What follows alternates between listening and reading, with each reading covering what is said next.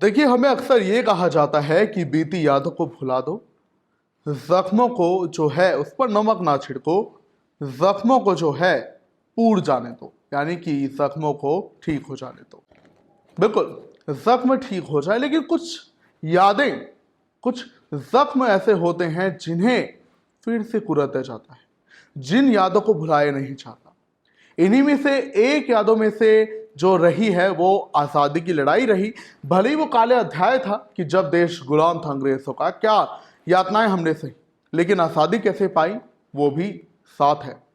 लेकिन एक और काला अध्याय है जिसे विपक्ष अक्सर राजनीति में कांग्रेस को घेरने के लिए कहता है कि इमरजेंसी काला अध्याय था। आपको बता दें कि 25 जून 1975 को देश की तत्कालीन प्रधानमंत्री इंदिरा गांधी ने तब इमरजेंसी लगाई थी, जिसे कि आज तक कांग्रेस की विरोधी दल देश के लिए काला अध्याय कहते हैं, लोकतंत्र की हत्या बताते हैं। खैर, अब इमरजेंसी को जो है 50वीं वर्षगांठ हो रही है और इसी के लिए बीजेपी उस जख्म को दोबारा कुरेदती हुई नजर आ रही है जो इमरजेंसी ने तब भारतवर्षियों को दिए।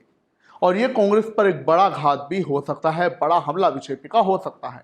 आपकी जानकारी के लिए बता दें कि इमरजेंसी की 50वीं वर्षगांठ मनाने के लिए बीजेपी बड़ा प्रोग्राम कर रही है। हरियाणा में बीजेपी हर जिले में प्रोग्राम आयोजित करा रही है और ये प्रोग्राम एक बहुत बड़े लेवल पर होने जा रहा है, जहां बीजेपी इमरजेंसी में क्या भूमिका रही जनसंघ की, जनता दल की, आरएसएस की, ये याद दिलाएगी आज की पीढ़ी को। इसके अलावा क्या बुरी यादें इमरजेंसी ने दी वो भी याद दिलाएगी। देखिए, कहते हैं ना कि जो हर बुरा दौर जिंदगी में आता है वो बुरा समय तो दिखाता है, लेकिन ये भी दिखाता है कि अच्छाई अभी भी जिंदा है। एकता में क्या ताकत होती है कि भले ही जब 1975 में इमरजेंसी लगाई गई तो तब देशवासी एक साथ हुए, इंदिरा सरकार के खिलाफ लड़े, और तब इंदिरा ने जब चुनाव करवाए भी इंदिरा गांधी ने, तो वो चुनाव हारी भी।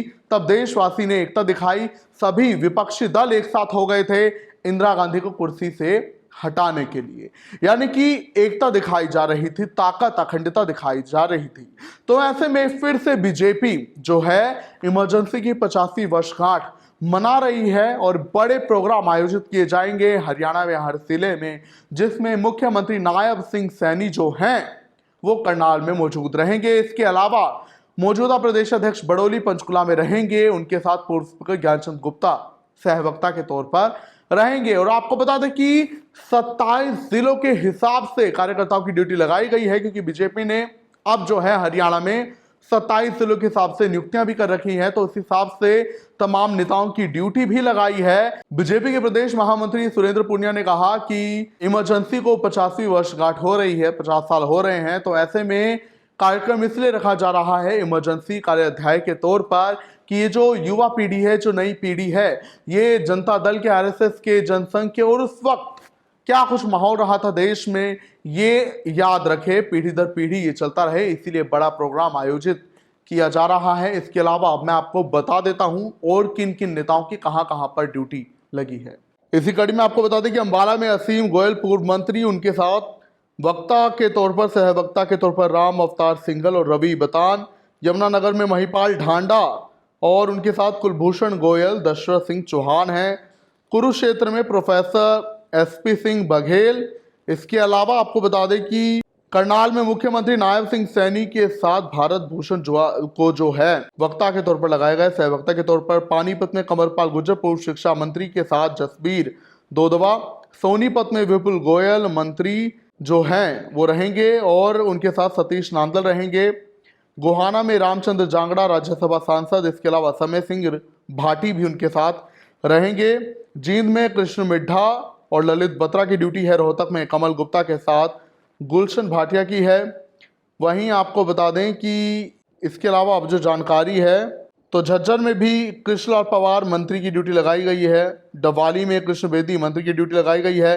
सिरसा में भी रणबीर गंगवा की ड्यूटी है, मंत्री हैं वो भी। और हांसी में ओम प्रकाश धनखड़ पूर्व प्रदेश अध्यक्ष बीजेपी के और राष्ट्रीय महासचिव फिलहाल। हिसार में सुभाष बराला के साथ मुकेश गौड़ हैं। और ऐसे ही तमाम जिलों में जो हम लिस्ट आपको आपकी स्क्रीन पर दिखा रहे हैं, ये ड्यूटी लगाई गई है। तो अब इसे भले ही हम एक याद के तौर पर देखें कि बीजेपी इसे सेलिब्रेशन के तौर पर मना रही है कि वो एकता जब देशवासियों ने दिखाई थी, विपक्षी दलों ने दिखाई थी, लेकिन कहीं ना कहीं राजनीतिक विशेषज्ञ इसे कांग्रेस पर घात के तौर पर देख रहे हैं कि कांग्रेस पर तगड़ा घात बीजेपी करना चाहती है कि फिलहाल हरियाणा में जो लोगों में कांग्रेस के प्रति अभी जो अविश्वास सा बना हुआ है, जो कि बीजेपी कहती है, उसे और तेज करना चाहती है कांग्रेस के प्रति। क्या कुछ आप कहेंगे, मैं जरूर बताएं।